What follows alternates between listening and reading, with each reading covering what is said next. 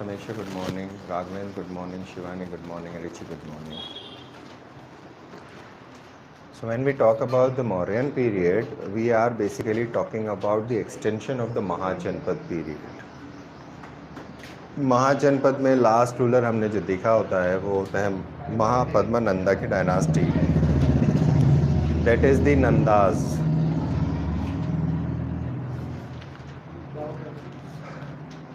इसी टाइम पे जब मगधन पीरियड चल रहा होता है तो इनिशियल इन्वेजन्स होते हैं। सबसे पहला इन्वेजन होता है the Persian invasion under the king named as Cyrus the great. So Cyrus attack करता है, उसके बाद फिर उसका पोता डैरियस अटैक करता है। दो लोगों के इन्वेजन्स हैं और western portion of Indus was under their control. फिर एक ग्रीक राजा हुआ करता था किंग फिलिप, उसका एक पुत्र रहता है अलेक्जेंडर, वो निकलता है और वो इंडिया के ऊपर अटैक करता है आफ्टर डिफीटिंग पर्शिया। तो वो काफ़ी बड़ा एम्पायर क्रिएट करके जाता है। और एक लड़ाई जो होती है that is Macedonian invasion 326 BC Alexander की। अलेक्जेंडर इसके बाद यहाँ से चले जाता है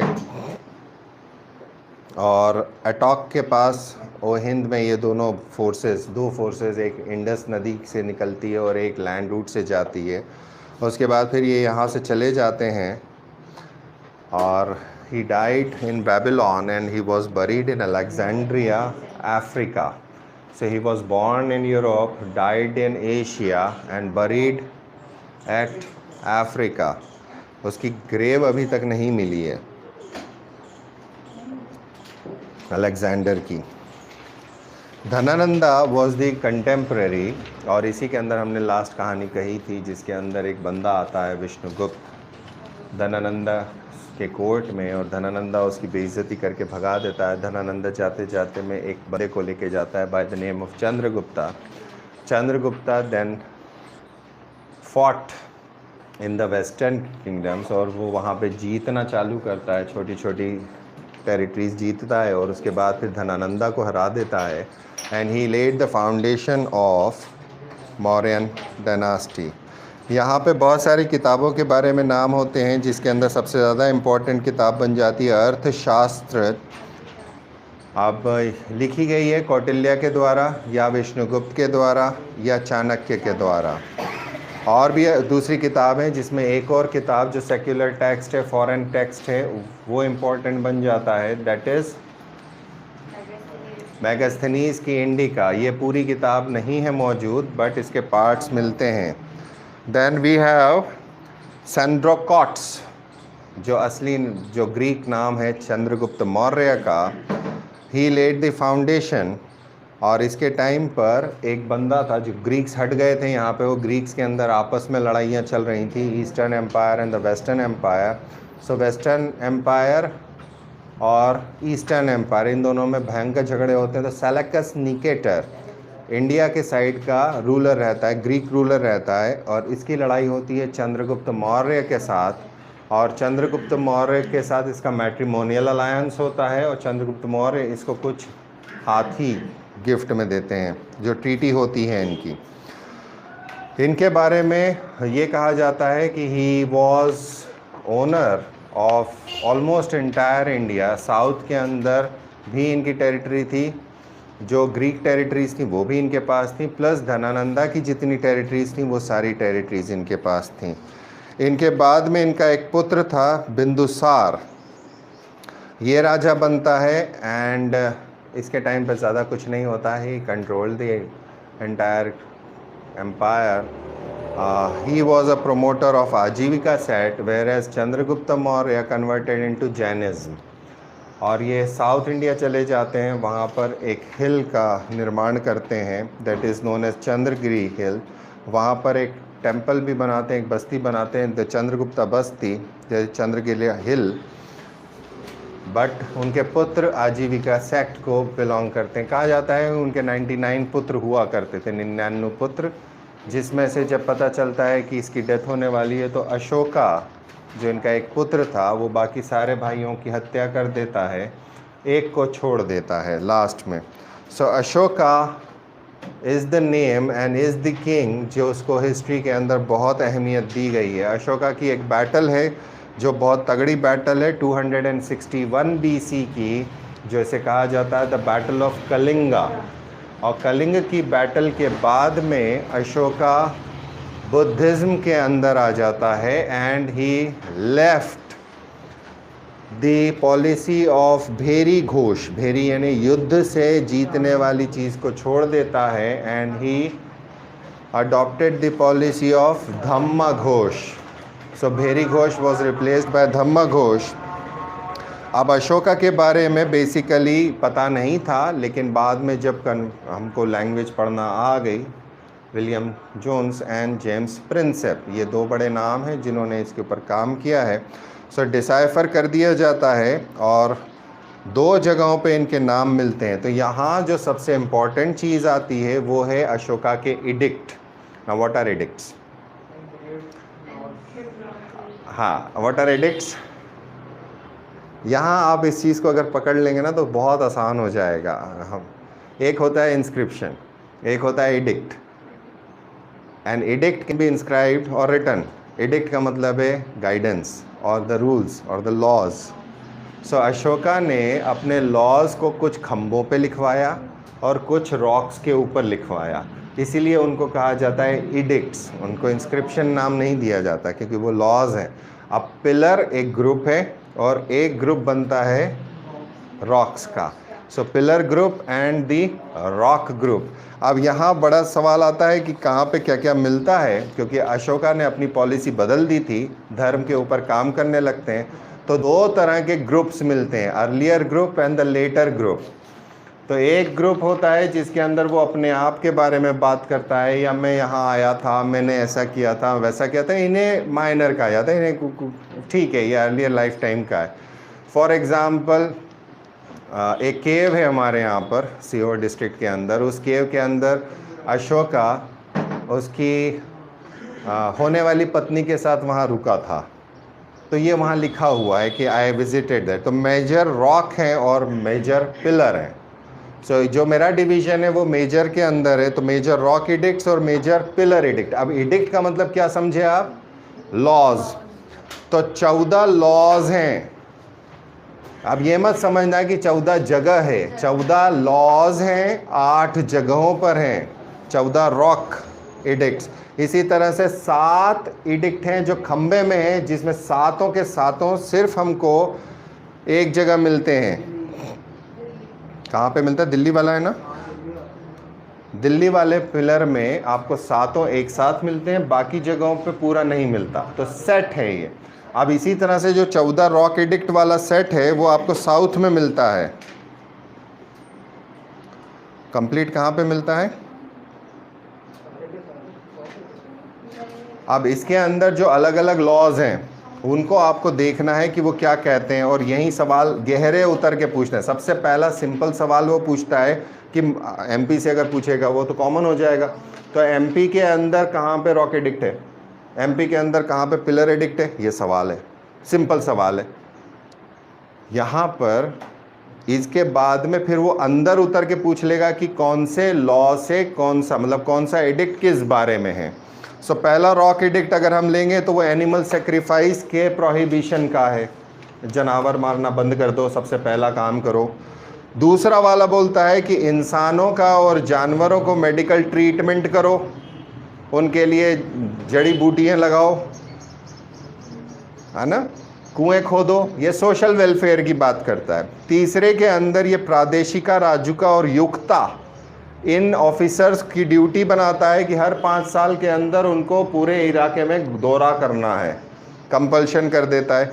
फिर चौथा है कि भेरी Ghosh is replaced by Dhamma Ghosh, यानी युद्ध की नीति को छोड़ के हम धम्म की नीति अपनाएंगे, और सबसे ज़्यादा इम्पोर्टेंस इसी की ड्यूटी को दिया गया है। फिर दूसरा, पांचवा बोलता है कि धम्म महामात्रा की अपॉइंटमेंट होगी। छठे के अंदर मंत्री परिषद यानी एडमिनिस्ट्रेटिव ऑफिसर्स की अपॉइंटमेंट के बारे में बात करता है। सातवें में रिलीजियस टॉलरेंस की बात करता है। आठवें के अंदर जैसे धर्म घोष, धम्म घोष है, उसी तरह से यात्राएं हुआ करती थी। तो पहले यात्रा क्या होती थी? टूरिज्म वाली। कौन सी टूरिज्म वाली? अब देखना हम अशोका की पॉलिसी कैसे अपनाते हैं। एक होती है प्लेजर टूरिज्म। प्लेजर टूरिज्म क्या है? यहाँ गए वाटर पार्क, गर्मी के अंदर मस्ती करके आ गए। अब वाटर पार्क के साथ में अगर 2-4-5 मंदिर भी हैं तो वो भी घूम लेंगे हम। हाँ, सो रिलीजियस टूरिज्म को इम्पोर्टेंस देता है ये। दैट इज विहार यात्रा वॉज रिप्लेस्ड बाय धम्म यात्रा। सिर्फ अशोक के लिए नहीं, सबके लिए, सारे ऑफिशियल्स के लिए भी कंपल्शन कर देता है। अगले में जो कर्मकांड होते हैं, प्रपंच जिन्हें कह सकते हैं, उनको हटाकर ये बोलता है कि मतलब उसकी क्रिटिसिज्म करता है और बोलता है कि धम्म और मोरल कंडक्ट पे ध्यान रखो। अशोका का ये जो मामला है ये बुद्धिज्म इंस्पायर्ड है, बुद्धिज्म नहीं है। अशोका का धम्मा बुद्ध के धम्म से अलग है, ये याद रखिएगा। It's not purest form of Buddhism but it is inspired. अब 10वां वाला जो बोलता है कि राजा को अब और ज़्यादा फेम और ग्लोरी की आवश्यकता नहीं है। देन 11वां बोलता है कि धम्म की जो गिफ्ट है वो सबसे अच्छी गिफ्ट है और policy of Dhamma is the best policy to follow. 12वें रॉक इंस्क्रिप्शन या रॉक एडिक्ट में बोलता है कि इत्थजी का महमत्ता, यानी ये बंदा अपॉइंट किया जाएगा वेलफेयर ऑफ विमेन के लिए, अगेन सोशल, और टॉलरेंस अमंगस्ट सेक्ट, और साथ ही साथ में लोगों को एक दूसरे के धर्म को समझने की शक्ति देना, यानी सेक्युलरिज्म बताता है। तो दोनों चीज़ें, ये भी वही हो गया सोशल। उसके बाद फिर 13वां है कलिंग वॉर एडिक्ट, जहाँ से ये चेंज होते हैं और यहाँ पर वो रिप्लेस करते हैं दिग्विजय को धम्म विजय से। तो बहुत सारे रिप्लेसमेंट हैं, दिग्विजय को धम्म विजय से, और sword was replaced by Dhamma, Bheri Ghosh was replaced by Dhamma Ghosha. और यहाँ पर लेकिन एक वार्निंग देते हैं ट्राइब्स को, जो फॉरेस्ट ट्राइब्स हुआ करती थी।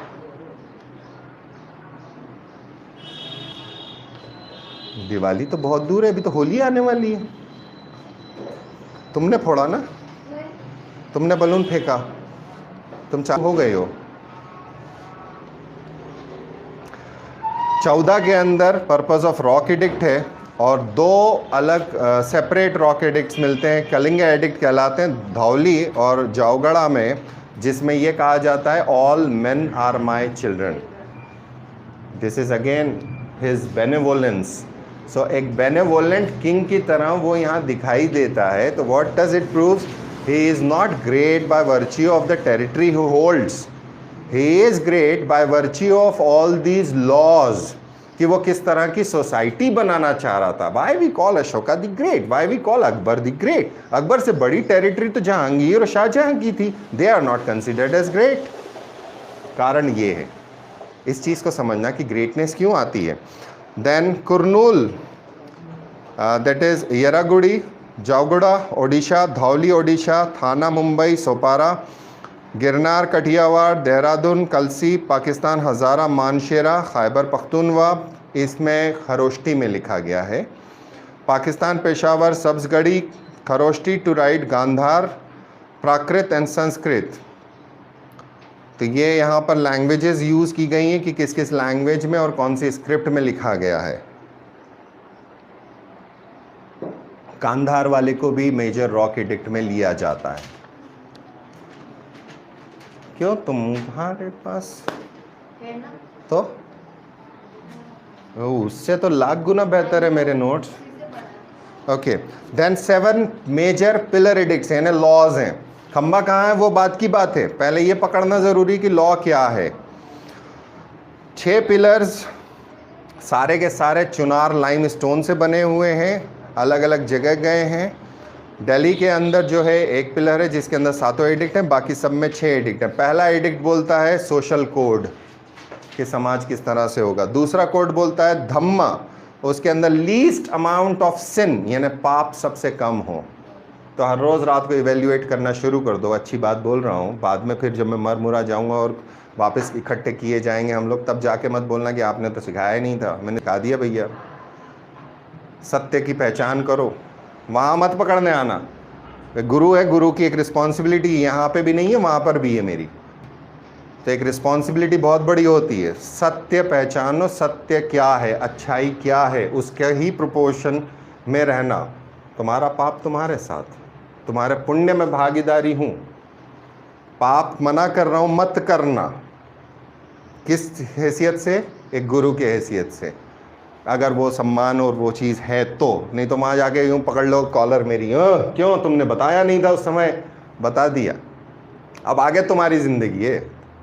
This life is yours, I have told. और हर क्लास में बोलता हूँ, पिछले साल भी बोला होगा, एवरी ईयर, बिकॉज बड़ी रिस्पॉन्सिबिलिटी है। कहीं तुम्हारी गलती होगी तो ईश्वर तो मुझसे पूछेगा तुमने क्या सिखाया था? ये लड़की यहाँ बैठी हुई अफसर बन गई और इतने सारे लोगों को मार डाला, इसने गोलियां चलवा दी। हो सकता है ना, नहीं करेगी तुम तो फिर डीसी मत बनना। डीसी के पास पावर है और हो सकता है उस पावर का इस्तेमाल करना पड़े। तब की तब देखना गधे। हाँ, ऐसे मुगालते मत पाना। मेरे एक जिगरी दोस्त थे, वो जब प्रिपरेशन कर रहा था तो उसका एक जिगरी दोस्त था, वो गलती से टॉप कर गया। उस टाइम वो आमिर खान की कोई फिल्म आई थी स्पेशल ब्रांच वाली, तो उसको उसका बड़ा शौक़ हो गया, उसने उधर ऑप्शन भर दिया।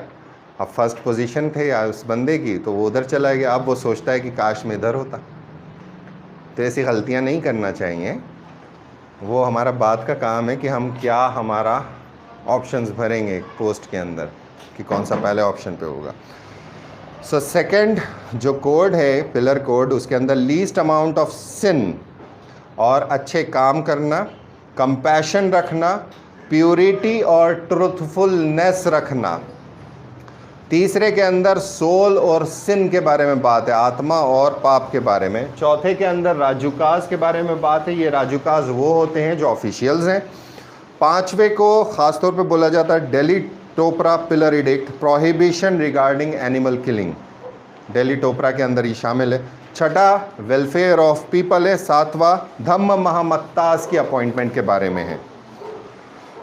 अब कहाँ पर हैं जो माइनर रॉक एडिक्ट्स हैं? इनको तीन तरीके से हम डिवाइड कर सकते हैं। रॉक एडिक्ट का मतलब लॉज, तो तीन लॉज हो गए यहाँ पर। माइनर, मेजर आपने रॉक देख लिया, मेजर आपने पिलर समझ लिया, अब माइनर है। सो माइनर वो हैं जिस समय पर बुद्धा का ज्ञान जब इन्हें मिलता है और धीरे धीरे ये बुद्धिज्म की तरफ इंक्लाइन होते हैं। सो एकदम से नहीं होते, धीरे धीरे, ग्रेजुअली एंड नॉट सडनली। तो यहाँ पर एक टर्म यूज़ किया गया है, 2.5 years after becoming a secular Buddhist. Buddha Shakya word use किया है। 2.5 साल लगे हैं उसको बुद्धिज्म को अडॉप्ट करने में। और ये मेंशन अपने आप को करता है कि I am a disciple of Buddha. That is first addict, minor addict. इसलिए माइनर कहा जाता है, ये उसका कन्वर्जन है जहाँ वो सेल्फ प्रोक्लेम कर रहा है अपने आप को। देन माइनर रॉक एडिक्ट 2 है जो लोकल एडमिनिस्ट्रेशन के बारे में बात करता है, माइनर है। देन रॉक एडिक्ट 3 है जिसके अंदर संघ को ग्रीट करता है अशोक, और बुद्धा के अंदर, धम्म के अंदर और संघ के अंदर अपना फेथ बताता है। और 6 बुद्धिस्ट टेक्स्ट्स को रिकमेंड करता है मंक्स के लिए। ये डेप्थ में है, ये काफ़ी डीप चला जाता है। देन नन्स के लिए और जनरल पीपल के लिए, तो ये अलग अलग जगह पर है। इसके अंदर प्राकृत और ब्राह्मी है कर्नाटका में, and not in local Dravidian form. South में भी ये वही यूज़ किया है इसने, लेकिन लोकल को नहीं यूज़ किया। सो यहाँ आपको जो मिलते हैं इसके अंदर अलग अलग जगह पर है। जैसे दिल्ली के अंदर है, एक है बहापुर साउथ दिल्ली में, और इसमें मिलता है सिर्फ माइनर एडिक्ट 1। माइनर एडिक्ट मतलब 1, ऊपर लिखा हुआ है एडिक्ट 1 क्या है। देन उसके बाद एमपी में 3 हैं, गुर्जरा, दतिया। ये इंपॉर्टेंट है क्योंकि इसके अंदर फर्स्ट एडिक्ट है कि मैं 2.5 साल के अंदर वो बना हूँ, और साथ ही साथ में नाम है विद टाइटल्स, देवनाम पिया और अशोका राजा। और इससे ही पता चलता है कि हाँ, अशोका इज देवनाम पिया, otherwise Ashoka was obscured in history. उसके बाद में हमें मिलता है सारू मारू का, दैट इज़ पानगुरारिया, सीहोर।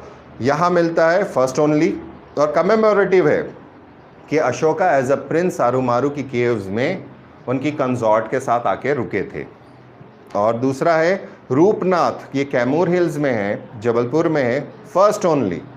और ये बोलता है 2.5 years only I am openly a Shakya, Buddha Shakya, ये वाला एडिक्ट 1। देन कर्नाटका में 7 हैं। वाई कर्नाटका में 7 हैं? To assert his dominance.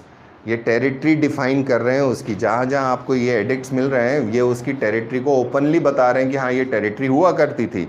So Udegolam Bellary Karnataka minor 1 and 2, Nittur Karnataka minor 1 and 2, Siddapur Brahmagiri Karnataka 1 and 2, Brahmagiri Chitradurga Karnataka 1 and 2, Jatinga Rameshwar Brahmagiri के पास है 1 and 2। देन पालकीगुंडू और गवीमठ कोप्पल कर्नाटका सिर्फ 1। और Maski, Maski is as equivalently important as Gujarra. Gujarra और मस्की के अंदर नाम मिलता है देवनाम पिया, जिससे पता चलता है यही अशोक है। सो दोनों बहुत इंपॉर्टेंट है, दतिया का और मस्की का, जिससे हम कोरिलेट कर पाते हैं कि Ashoka is the same Ashoka. 2.5 years and association of Devanampiya with Ashoka is confirm. तो ये दो जहाँ पे वो नाम कंफर्म होता है इसलिए इंपॉर्टेंस आता है और हमेशा ये ज़्यादा सवालों में आता है। माइनर समझ गए क्या है? छोटी छोटी मार रही हो है, रोकती हो तो ज़्यादा भूचाल लाती हो। बड़े हो जाओ यार अब तुम लोग, बच्चे पर कब तक रहोगे? ओके, आंध्र प्रदेश के अंदर 2 हैं, राजुला मंडागिरी और यरागुड्डी। इसके अंदर पहले वाले में पहला मिलता है और दूसरे वाले में 1 and 2 मिलता है। बिहार में सासाराम रोहतास ओनली 1। और यहाँ पर लिखा है, यहाँ पर बताता है वो, and where there are stone pillars here in my dominion there also cause it to be engraved. तो इससे पता चलता है कि पहले इसने रॉक्स में लिखवाया और फिर बाद में इसने पिलर्स में लिखवाया। अशोका के कुछ पिलर्स पर इंस्क्रिप्शन है, सारे पिलर्स पे इंस्क्रिप्शन नहीं मिलता। बहुत सारे ऐसे पिलर्स हैं जिस पे इंस्क्रिप्शन नहीं है, तो उसके टाइम पे वो हो सकता है नहीं लिखवा पाया या जो भी रहा हो। और कई जगहों पे ये भी कहा जाता है कि कुछ पिलर्स मूव किए गए हैं, कुछ जगहों पे अलग अलग मटेरियल भी यूज़ किया है। तो जहाँ जो मटेरियल मिल जाता है वो, ख़ास तौर पे जो राजस्थान वाले हैं वो बहुत इंपॉर्टेंट है। जैसे बैरट का इंस्क्रिप्शन, ये फर्स्ट एडिक्ट है, बहुत बड़ी रॉक के ऊपर है। लेकिन एक और इंस्क्रिप्शन है जो भी बैरट से ही निकला था, लेकिन उसे नाम दिया जाता है कैलकटा बैरट, क्योंकि वो कैलकटा में रखा हुआ है। बैरट राजस्थान का है लेकिन वो कहाँ रखा है, तो इसलिए उसका नाम है कैलकटा बैरट। इसको भाभरू या भाभरा एडिक्ट भी बोलते हैं। And it is important, it was only minor addict number 3, इसलिए इम्पॉर्टेंट है। सब में 1-2 मिलता है, 3 नहीं मिलता, तो भाभरू में मिलता है 3, इसलिए आपको हमेशा सवाल पूछते हैं भाभरू का। तो सवाल पूछता क्यों है? क्योंकि वो यूनिक है। सो भाभरू एडिक्ट, जिसके अंदर लिस्ट ऑफ स्क्रिप्चर्स है जो बुद्धिस्ट मंक्स को पढ़ना है, इसलिए इंपॉर्टेंस है कि हाँ भैया तुम बुद्धिज्म में हो। मंक बाइलिंगुअल है, 2 लैंग्वेजेस में लिखा गया है। इसे माइनर रॉक एडिक्ट 4 भी बोलते हैं, that is Kandahar bilingual inscription. इसका नाम है चहल जीना एडिक्ट और ये फर्स्ट नोन इंस्क्रिप्शन है जो सबसे पहला है, 10th year of the rule. Ashoka का सबसे पहला है, जब वो राज कर रहा है और 10वें साल में आ गया है तब की बात है, 260 BC। और ग्रीक और अरामाइक में लिखा हुआ है, Greek and Aramaic. So Aramaic Laghman Afghanistan में भी है एक, जो शॉर्ट मोरल इंजंक्शन है और पामायरा के जर्नी के बारे में रास्ता बताता है। तो वेयर इज पामायरा? इसको अभी सर्च करोगे क्योंकि आइसिस ने पामायरा उड़ा दिया था। पामायरा एंशियंट साइट है जिसको आइसिस ने उड़ा दिया था और उसके बारे में अशोका का एडिक्ट रास्ता बताता है। देन एक और है तक्षशिला का सिरकाप का, दैट इज़ पेशावर, अरामाइक में लिखा है। परफेक्टली आइडेंटिफाइड इंस्क्रिप्शन नहीं है लेकिन इसके अंदर लॉर्ड पियादासी ट्वाइस मिलता है और ये मार्बल के ऊपर है। तो अलग अलग स्टोन्स को अलग अलग लिखा है। देन साथ ही साथ में 12 बार केव इंस्क्रिप्शन भी है अशोका का, बट वो एडिक्ट में नहीं है, वो इंस्क्रिप्शन है, एडिक्ट नहीं है। सो 12 बार केव इंस्क्रिप्शन, उसमें बहुत सारे इंस्क्रिप्शंस हैं जिसमें अशोका का भी इंस्क्रिप्शन शामिल है।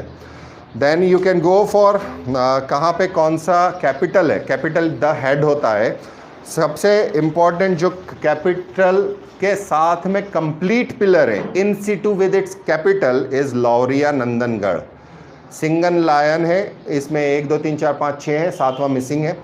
तो पिलर है तो सिर्फ 6 होना है, दिल्ली वाले के अंदर 7वां एडिक्ट है। तो ये कंप्लीट पिलर है, इन सिटू है, इन सिटू यानी ओरिजिनल लोकेशन में है। देन लोरिया अराराज के अंदर भी कंप्लीट पिलर है जिसमें सिंगल लायन है, तो दोनों सिंगल लायन वाले कंप्लीट पिलर्स मिलते हैं। एक और है कंप्लीट, दैट इज दिल्ली का टोपरा फिरोज शाह कोटला में। इसको फिरोज शाह ने मूव किया था 1356 में टोपरा कला से, दैट इज यमुना नगर हरियाणा। दिल्ली के अंदर एक और है मेरठ, मेरठ पिलर कहलाता है, दिल्ली मेरठ पिलर, जिसको दिल्ली रिच पे एस्टैब्लिश किया है। इसको भी एफएसटी ने मूव किया था, बीच में टूट गया था, बाद में जोड़ के लगाया है। ये भी इन सिटू में है वहाँ पर। तो ये एफएसटी ने मूव करे हैं। इसी तरह से जो कुतुब मीनार वाला पिलर है, आयरन पिलर, ये गुप्तन्स का है, ये मौर्यंस का नहीं है, वो बाद में मूव किया गया। तो पिलर्स लेकर आते थे ये लोग और शिफ्ट कर देते थे। सो इलाहाबाद के अंदर that is the most significant and most important, जिसे प्रयाग प्रशस्ति बोला जाता है, कंप्लीट पिलर है, कैपिटल नहीं है, इलाहाबाद फोर्ट के अंदर है। तो कुछ लोग ये कहते हैं कि इलाहाबाद फोर्ट के बाहर हुआ करता था, लेकिन बाद में जहांगीर ने इसको अंदर ले लिया। इसी के अंदर क्वींस एडिक्ट भी है, इसमें कौसाम्बी या शिज्म एडिक्ट है जो वार्न करता है संघ के मेंबर्स के आपस में झगड़ा नहीं करना। सो ये इम्पोर्टेंस है इसका, जिसको ध्यान रखना। रामपुरवा में ब्रोकन पिलर है, बुल कैपिटल। फिर सांची ब्रोकन है, इसमें भी शिज्म एडिक्ट है। Sarnath again broken schism edict. Amaravati का पिलर का फ्रैगमेंट मिलता है जिसमें 6 लाइनें लिखी हुई हैं ब्राह्मी में, जो अभी पूरी तरह से पढ़ी नहीं जा सकी हैं, सही नहीं है वो। ओके, इसके अंदर एक वर्ड यूज़ किया गया विजय, और other lines are not readable, और यहाँ पर एक क्वेश्चन मार्क लगाया जाता है कि वास्तव में ये अशोकन पिलर है भी या नहीं, अशोकन एडिक्ट है भी या नहीं। फिर Vaishali Bihar single line no inscription, complete pillar in situ with capital. ठीक है, तो सिंगल लाइन वाले आपको मिलते हैं, इसमें कोई इंस्क्रिप्शन नहीं, कोई एडिक्ट नहीं है। देन उसके बाद लुम्बिनी नेपाल या निगाली साकर या निगलीवा, इसके अंदर कैपिटल मिसिंग है, एक एडिक्ट है और ब्रोकन है। 20th ईयर ऑफ अशोका का राज 249 BC। लुम्बिनी बना, ये गए थे वहाँ पर, तो उसको मैं कमोमरेट करने के लिए कि मैं यहाँ पर आया हूँ। काय के लिए आए थे वो? टूरिज्म करने जाते थे, विहार, धम्म विहार, धम्म विहार, उसके लिए जाते थे ये। और साथ ही साथ में ये यहाँ पर टैक्स का कंसेशन भी देते हैं वहाँ के लोगों को कि आप जो है गौतम बुद्धा के इलाके से हैं तो आपको कम टैक्स लेंगे हम।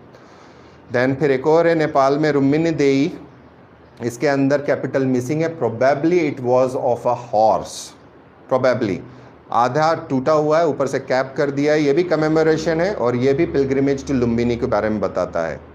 साथ ही साथ में कोलूहा, इसमें सिंगल लायन है, सनकिसा एलिफेंट है, धौली कार्ड एलिफेंट है, कालसी एनग्रेव्ड एलिफेंट है।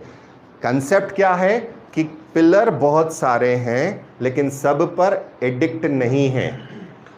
पिलर बहुत सारे हैं, पिलर तो खड़े कर दिए, और रॉक्स पहले बनाए थे उसने। रॉक्स के अंदर ये बोलता है कि जहाँ जहाँ मेरे खंबे गड़े हैं स्टोन के, उसके अंदर भी इनको ग्रेव करना है, ये हमको पता चलता है। तो बाद में वो खंबों पे नहीं इंस्क्राइब हुए, वो बात की बात है। तो खंबे बहुत सारे मिलते हैं, खंबों के अंदर आपको एडिक्ट मिलते हैं। एक ही एडिक्ट है, एक ही खंबा है जिसके अंदर 7 मिलते हैं, अदरवाइज सब में मैक्सिमम 6 मिलते हैं या किसी में कम मिलता है। तो ये कंसेप्ट है, और इस कंसेप्ट पे ध्यान रखना। इसको सिर्फ ये नहीं रट लेना है कि कहाँ क्या है, अगर गहराई में भी क्वेश्चन आता है तो you should be able to answer it now, right. ये कोई सिखाता नहीं है, नन, किसी किताब में ये इस तरीके का नहीं है। It's very clarified, right. आ गया यहाँ तक समझ में? क्लियर हुआ? इसकी वीडियो है मेरी, उसके ऊपर पूरा चार्ट फॉर्म में बनाया हुआ है, शायद चार्ट बनाया था, नहीं बनाया, यानी अब नोट्स हैं, नोट्स देख लेना। देन थ्योरी ऑफ किंगशिप क्या थी इसकी? मौर्यंस की डिवाइन राइट था, सेंट्रलाइज्ड पावर था। सबसे पहली बार इंडिया के अंदर सेंट्रलाइज्ड पावर दिखता है। उसके बाद में हेरेडिटरी रूलर रहता था, स्टेट सुप्रीम पावरफुल था, महिलाएं राजा बन सकती हैं, लेकिन एक को महिला का नाम नहीं मिलता इस समय। और ये कौटिल्यन थ्योरी के ऊपर फॉलो करते हैं, साम दाम दंड भेद, और state was the owner of all the lands. Then अगला है किंग की अथॉरिटी और responsibility. He was head of the state, military, executive, legislative, jurisdiction, सब कुछ उसके हाथ में था, लेकिन he was controlled by a council of minister, चाहे तो, बट एडवाइजरी थी, आर्टिकल 74 की तरह या आर्टिकल 163 की तरह एड एंड एडवाइज, सिर्फ एडवाइजरी थी। वहाँ इसके पास पावर ज़्यादा थे ओवर राइडिंग के। क्या हम तुम्हारी बात नहीं मानेंगे? हमारे यहाँ के राष्ट्रपति और गवर्नर के पास वो पावर नहीं है। देन एडवाइजरी कमिटीज़ हुआ करती थी, 2 काउंसिल ऑफ मिनिस्टर्स थी, और king was not bound by advice. Council of minister discussion किया करते थे, 3 से 12 मेंबर्स की होती थी। राजा उन्हें हटा सकता था और उन्हें अपॉइंट कर सकता था। डिफेंस था, लार्ज आर्मी थी, बहुत सारे लोगों ने अलग अलग लिखा है कि चंद्रगुप्त मौर्य की जो फोर्सेस थी उसके अंदर 60,000 इन्फेंट्री थी, 30,000 कैवलरी थी, 9,000 हाथी थे। हाँ, इतनी बड़ी बड़ी आंखें करके देखो। बेसिकली ग्रीक्स को ये प्रूव करना था कि हम आगे लड़ने क्यों नहीं गए, धनानंदा की फोर्सेस से हम क्यों नहीं भिड़े। तो हो सकता है, कुछ हिस्टोरियंस ये लिखते हैं कि हो सकता है ग्रीक्स ने इंडिया की या इसकी जो फोर्सेस थी धनानंदा की, उसको बढ़ा चढ़ा के बताया हो, to justify Alexander's coming back, जो रिटर्न हुआ था अलेक्जेंडर का। Then judicial administration, severe penal code के ऊपर था। कौटिल्य और मेगास्थनीज दोनों बोलते हैं फाइन्स बोलते हैं ऑर्डिनरी ऑफेंसेस के लिए, और डेथ की पेनल्टी देते हैं या हाथ पांव काटने की सज़ा देते थे। 2 तरह के कोर्ट हुआ करते थे, एक सेंट्रल था जिसमें राजा चीफ जस्टिस हुआ करता था, और लोकल्स थे जिसमें 3 तरह के थे। एक लोग आपस में जुडिशरी का काम करते थे, एक बिजनेस गिल्ड्स का होता था जो आपस के मुद्दे सुलझा लेते थे, और तीसरा था विलेज असेंबलीज का। और इसके अलावा 2 अलग तरह के कोर्ट्स हुआ करते थे, सिविल दैट इज धर्माष्टीय, और क्रिमिनल कंटकशोधना, गला काट देना, ठीक है। देन फाइनेंशियल एडमिनिस्ट्रेशन था। Primary source was the land revenue, 1/4 to 1/8, generally 1/6 बीच का मीन निकलता था। 1/8 हमने अभी देखा एडिक्ट के अंदर, लुम्बिनी के अंदर कम कर दिया था। देन अर्थशास्त्र बोलता है स्टेट शुड नॉट पे और डोनेट एनीथिंग, स्टेट फ्री में किसी को कुछ भी नहीं दे। ओनरशिप, स्टेट मोनोपोलीज थी। फिर यहाँ पर मैंने आपके जो टैक्सेस हैं वो सारे टैक्सेस दिए हैं कि कहीं यहाँ से कोई भी टैक्स आए तो you should be able to answer. बलि क्या है, पिंडकारा क्या है, प्रक्रिया क्या है, लाइसेंस टैक्स किस तरह का होता था, एंड एवरीथिंग जो जो मिल सकता है वो मैंने कलेक्ट कर दिया है। करेंसी थी, सिल्वर और कॉपर पंचमा कॉइन्स हुआ करते थे जिन्हें पना या घरन कहते थे। निष्का गोल्ड का था और शपर्ना कॉपर कॉइन था। हो सकता है निष्क वही पुराना वाला चल रहा था, because it's a continuum. Mahajanpad is a continuum of later Vedic period, so it has a continuum. Mauryan is continuance of the Magadhan, so continuance चल रहा है, वो एकदम से ख़त्म नहीं हुआ है। Then financial policies के बहुत अच्छे असर हुए थे इस टाइम पे। जो फाइनेंस था उसकी वजह से इंपोर्ट एक्सपोर्ट और फाइनेंशियल स्टेबिलिटी और प्रॉस्पेरिटी बहुत इम्प्रूव हुई थी। रोड्स काफ़ी सारी थी, पोर्ट्स बहुत सारे थे, ट्रेड रिलेशन इनके बहुत सारी कंट्रीज़ के साथ थे। ये क्लियर हो जाता है क्योंकि अशोक ने धर्म के प्रचार के लिए बहुत सारे लोगों को बहुत सारी जगहों पर भेजा था। इट हैज़ अ चार्ट मैंने बना के रखा हुआ है कि किसको कहाँ भेजा गया था। ब्यूरोक्रेसी के अंदर कुछ क्वेश्चंस आ सकते हैं आपको कि कौन सा ऑफिसर क्या काम करता था। ये इनका एक ट्रेंड है जो अक्सर पूछ लेते हैं, एक पॉइंट दे देते हैं कि ये क्या करता था, या वो बोल देंगे ये करने वाले का नाम क्या था। सो या तो इकोनॉमिक एक्टिविटी से आता है या एडमिनिस्ट्रेटिव एक्टिविटी से आता है, कहीं ना कहीं से ये नाम टर्म निकल कर आती है। देन प्रोविंशियल सेटअप भी हुआ करता था जो प्रोविंसेस को मैनेज करने के लिए हुआ करता था। अलग अलग नाम जो हमने एडिक्ट्स के अंदर देखे हैं, जो नाम मिलते हैं, युक्ता है, राजुक है, महामत्ताज हैं, इस तरह के नाम आपको मिलते हैं। पाटलिपुत्र बहुत मासिव शहर था और मेगास्थनीज ने उसकी बहुत तारीफ करी है कि इतना बड़ा शहर यूरोप में कहीं नहीं था। इतना सुंदर शहर, और जो महल इनके हुआ करते थे they were most beautiful of the type. Okay, so that's it. Mauryans. अब मौर्यंस में अशोक के बाद में इनके जो बच्चे थे, ये पूरा तुम डाल चुके हो ना कल? हाँ, बट आई डोंट थिंक कि तुमने इसको, हाँ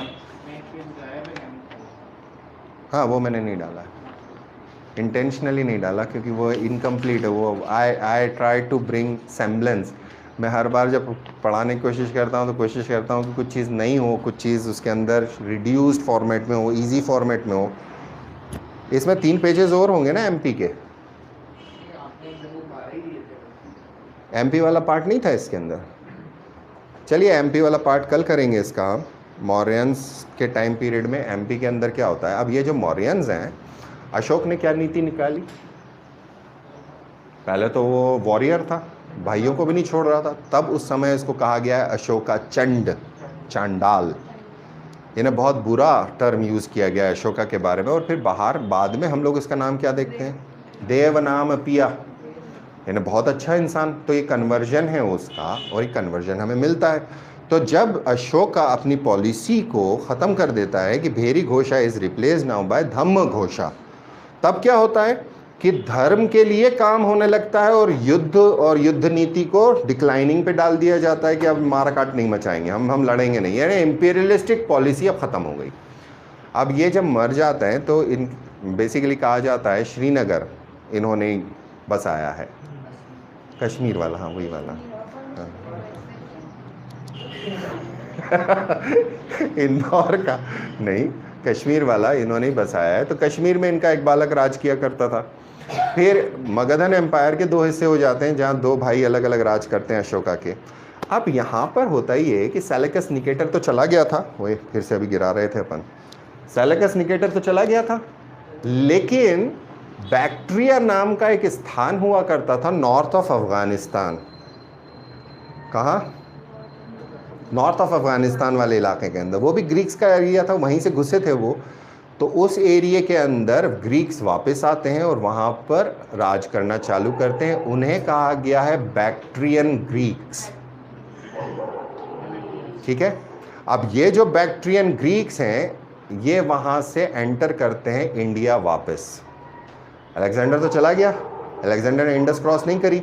बैक्ट्रियन ग्रीक सेकेंड इन्वेजन करते हैं, that is the second Greek invasion, और पाटलिपुत्र तक जीत जाते हैं और मालवा भी जीत लेते हैं.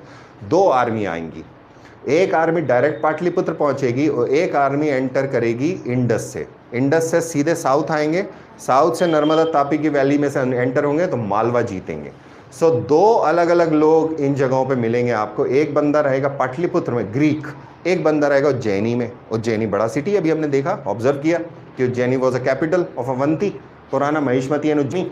तो यहाँ पर ये 2 ग्रुप्स बनेंगे. लेकिन इसी टाइम पर जब राजा यहाँ मूव कर रहा था तो ग्रीक जो बैक्ट्रिया वाला इलाका है, वहाँ पर एक बंदा खुद को राजा घोषित कर देगा. फोर्स कहाँ आ गई? इंडिया में घुस गई, नॉर्थ इंडिया के अंदर घुसी हुई है. अब अफगानिस्तान के नॉर्थ वाले हिस्से के अंदर ग्रीक राजाओं के अंदर म्यूटिनी हो गई. दूसरा राजा बोलता है मैं राजा बनूंगा. अब वो जब राजा बन जाता है तो यहाँ से ग्रीक फोर्सेस को वापस बुला लिया जाता है कि भैया आ जाओ, जल्दी से लड़ाई करना है. तो जब ये लड़ने वहाँ पहुँचती हैं तब तक मामले पलट चुके थे. तब ये ग्रीक्स पाकिस्तान वाले बेल्ट के अंदर अपने आप को एस्टैब्लिश करते हैं, पंजाब वाला बेल्ट वाला उस एरिया के अंदर, साउथ ऑफ अफगानिस्तान वाले बेल्ट के अंदर. And these people will be known as Indo Greeks. So first is Greek. कौन सा? अलेक्जेंडर के अंडर में. कंटिन्यूएंस कहाँ मिला? जब ईस्टर्न और वेस्टर्न एम्पायर टूट गया तो ईस्टर्न हिस्सा था सेलेकस निकेटर का. बाद में सेलेकस निकेटर चला जाएगा और Bactrian Greeks north of Afghanistan आएंगे. नॉर्थ ऑफ अफगानिस्तान के बाद ये इंडिया के अंदर एंटर होंगे, जीतेंगे और वापस जाएंगे. वापस जब पहुंचेंगे तो बैक्ट्रिया जा चुका है इनके हाथ से. अब बचते हैं इंडो ग्रीक्स. कंसेप्ट क्लियर हो गया? अब ये अकेले नहीं है इस टाइम पर. इस टाइम पर चाइना में एक राजा है, उसको अटैक्स हो रहे हैं उस पर लगातार, दबादब. अब वो जो राजा है उस अटैक से बचाने के लिए ग्रेट वॉल ऑफ इंडिया बनाता है. अच्छा, चाइना की है? अच्छा sorry. Great wall of China बनाता है जिसके चारों कोनों पे पिरामिड्स खड़े करता है। पिरामिड्स कहाँ है? चाइना में नहीं है, इजिप्ट में है। इजिप्ट के अंदर तो हुआंगहो रिवर है ना, फिर कौन सी है? पक्का नीली रिवर है। तो वाइट नाइल और ब्लू नाइल कहाँ मिलती हैं? मिलने वाली जगह क्या है? वाइट नाइल और ब्लू नाइल, संगम कहाँ है? तो वहाँ पे कौन सा मंदिर है? वहाँ कुंभ होता है कि नहीं होता है? क्यों नहीं होता?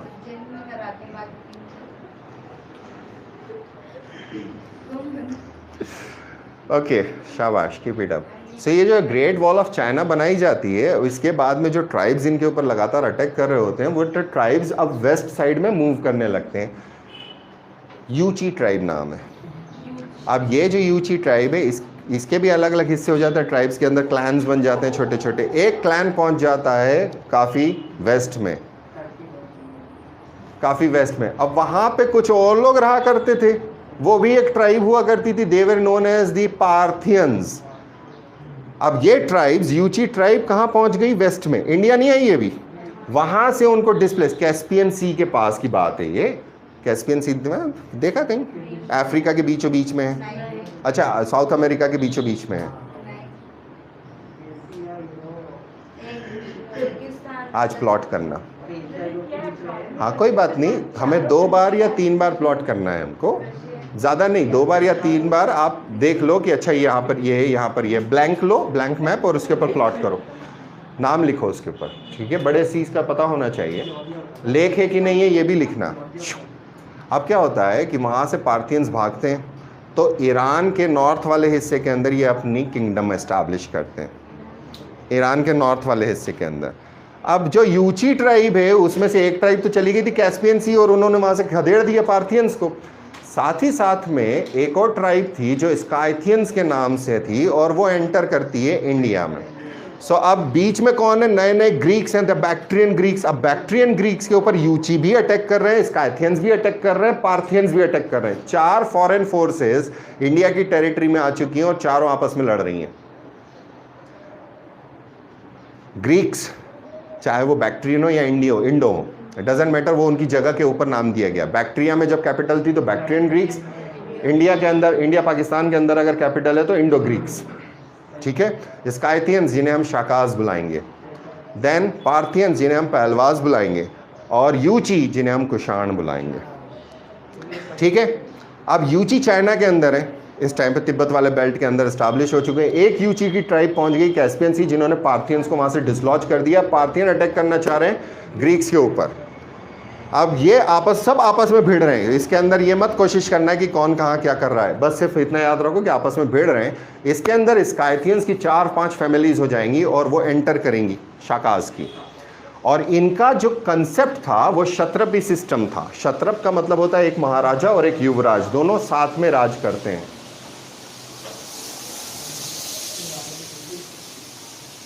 मोटरसाइकिल पे सरिये की धारी, अब वो कैसे ले जाए भाई? ट्रक लेकर आएगा, वो 2-4-5 सरिये थे, तो पीछे मोटरसाइकिल पे उल्टा आदमी बैठा हुआ था, ले गया। हिंदुस्तान जिंदाबाद। ओके, सो ये जो 4 लोग आए, मतलब स्काइथियंस आ गए, स्काइथियंस राज करना चालू कर रहे हैं। पार्थियंस एंटर करते हैं, पार्थियन ईरान वाले साइड में, क्योंकि कैस्पियन से आ रहे हैं। Parthians are also dislodged from the steppes.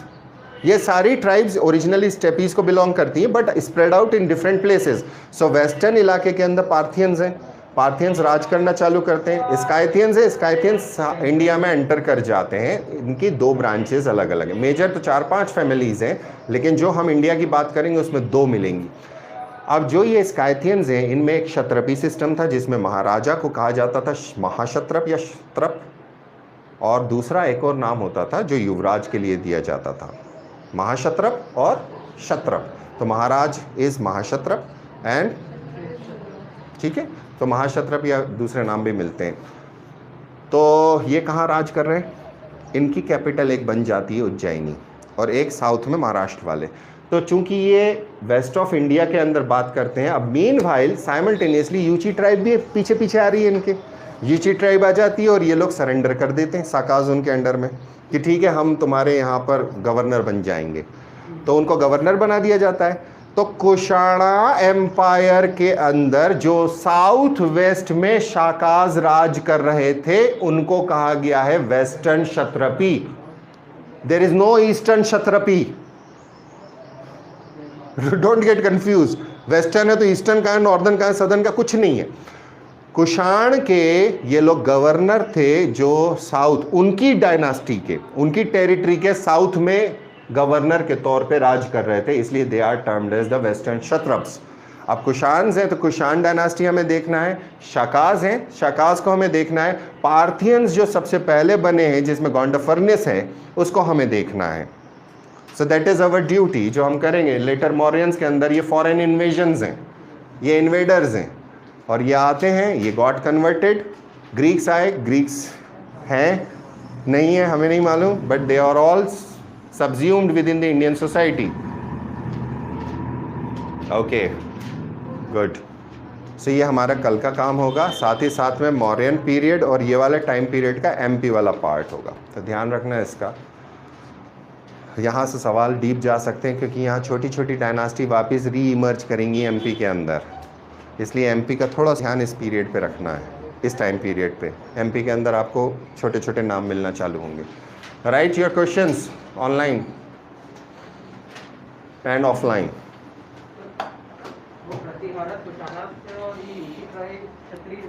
Pratihara से कंफ्यूज मत करो, प्रतिहारा गुप्तंस के बाद आएंगे। अभी कंफ्यूजन, अभी लेआउट लेकर चलो हो जाएगा। पहलवाज पार्थियंस, प्रतिहार नहीं है, गुर्जरा प्रतिहारा बाद के हैं। पालास बंगाल के हैं, वो बाद में आएंगे। दैट इज पाला, प्रतिहारा एंड राष्ट्रकूटा पोस्ट गुप्तन है, हम पोस्ट मौर्यन पर हैं। हाँ, तो ये जो ये बड़ी एम्पायर्स के बीच वाली जो कहानियाँ होती हैं ये कॉम्प्लेक्स होती हैं, इसमें बहुत सारे राजाज होते हैं, पैरेलल होते हैं। Okay then take care and stay safe and seriously speaking take every precaution. Bye bye.